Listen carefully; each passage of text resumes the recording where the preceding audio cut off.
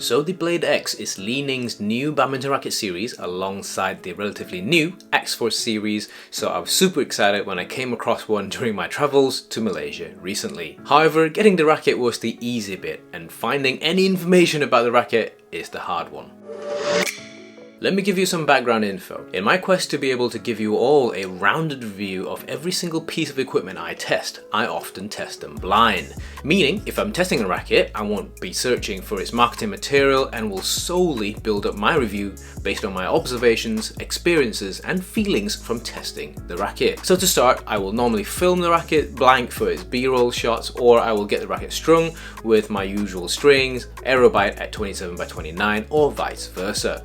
This gives me a good base for consistency for feel coming off the racket. So once I've gone through my observations whilst measuring, filming, stringing and playing with the racket for hours, it's time to correlate what I've observed, felt and experienced with more information from the manufacturer to confirm what I've found, and this is where I hit trouble. You guys might be aware that finding Li Ning equipment in the West, especially in the UK, is a lot harder than say in China or Southeast Asia, even though it's clearly a part of the big three badminton brands besides Yonex and Victor.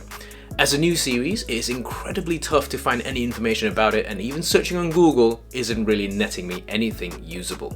Fortunately, I understand Mandarin, so I thought I'd search it in Mandarin and hope for the best. Luckily, we do see slightly more information and stores selling them, although almost exclusively in China, until I came across Li Ning Taiwan's site where I finally have a bit more information.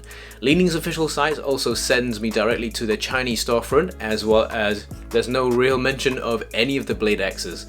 Even in its racket text section, there was no mention of the BladeX series, but all the other major series such as the X-Force, Tectonic, 3D Caliber and Turbocharging is there, but still no BladeX. There's a slight mention of the BladeX 500 here, and here's another about the series, but when you click into both of them, they return onto the main page. What's going on? If you're expecting your potential customers to dig as hard as I do for information for your new product, maybe your marketing strategy isn't going well.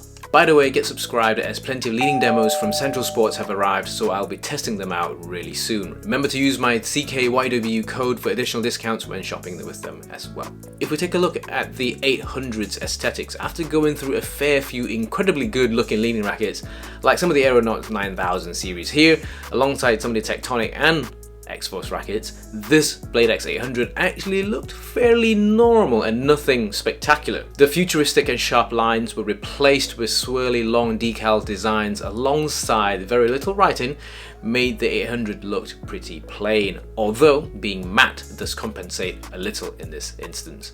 One section of the shaft that caught my eye was this hard, flexible shaft, which is certainly quite confusing. Although looking at the marketing material from Li Ning Taiwan's site, it certainly looked like this resil shaft material and manufacturing technique was used on this BladeX 800.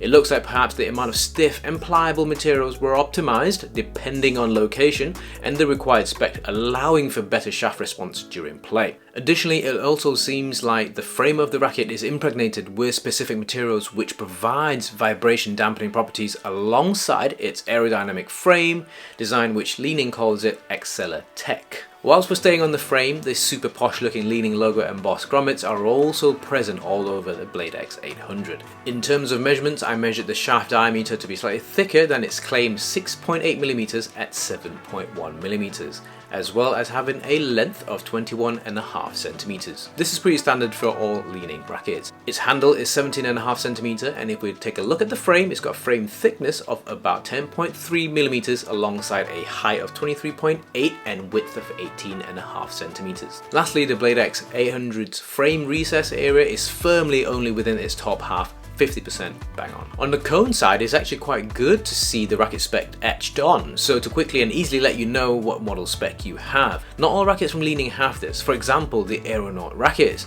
Although Li Ning traditionally uses their own W and S representations for racket weight and grip sizes compared to Yonex and Victor's U and G system, the cone shows this racket in 4UG5 spec. So perhaps Li Ning is making their transition towards standardizing this, as I've seen this U and G system from Li Ning also on the Tectonic and X-Force series rackets, which are their newest lineup of rackets. In terms of string tension ratings, as this BladeX 800 is a 4U model, it's rated up to 30 pounds of tension although it's slightly lower than the 32 pounds on the Tectonic 9, which was rated at the same spec. Stringing wise, the BladeX 800 is strung with my usual string of Aerobite at 27 by 29, and the frame did flex a little under tension, but nothing exceptional at this point. In playing terms, obviously the headline player for the BladeX 800 is Zhang Nan, one of the few legendary greats who are able to specialize in both mixed and men's doubles discipline. Zhang Nan's face is plastered all over in anything I can find for the 800, but unfortunately for us, we are not going to have his skills with this racket. The BladeX 800 right off the bat is super light and fast, and when I first saw the racket in the shop, I was told it was similar to an Arc Saber 10, which I was sold on it immediately. I very quickly realized when filming that this is no Arc Saber 10 when it's really headlight, and it actually even says so on the shaft. For my 4U version, the BladeX 800 actually felt like a 5U racket. The racket's overall weight and head does feel so light, hence it was so quick and fast in terms of handling as well as defense, but certainly lacked punch big time when you needed power. I felt I really had to focus on my power shots to be able to get clean timing out of the racket, to be able to get good quality shots from the back. If you have dodgy technique and timing like me, then you might really struggle to get power generated if you are pinned in the rear court. Hey guys, Editor CK here, and I just came across this halfway through editing, and this is from Li Ning's official store in China. And this picture just kind of confirmed what I felt about the 4U BladeX 800 that I've been testing here. It essentially says that the racket has high repulsion with a low drag frame. It also says that the racket is suitable for high level players or pros whose focus on speed with good timing, technique, alongside great driving skills, as well as counter-attacking ability. For the 4U section, everything is the same except the yellow bits, where it says it's for players who have great timing and technique instead of only good timing and technique.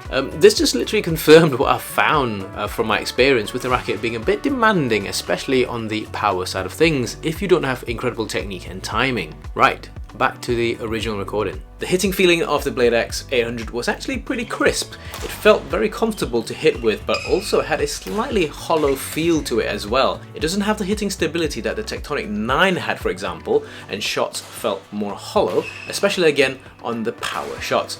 If you're planning on playing singles exclusively with this racket, you might struggle at times. Perhaps the 3U options might help you more. If you love doubles and are a fast mid-front court player, you will certainly love the speed of this racket. This racket reminded me a lot of Yonex Nenoflex 700, but slightly stiffer, and shots come off faster, perhaps due to the Accelertech properties. Let me know in the comment section below if you've tried the BladeX 800 and what are your thoughts about this new series from Li Ning. Again, make sure you subscribe for more upcoming Li Ning racket reviews and comparisons, and big thanks to Central Sports for loaning me these demos. I will see you in the next one.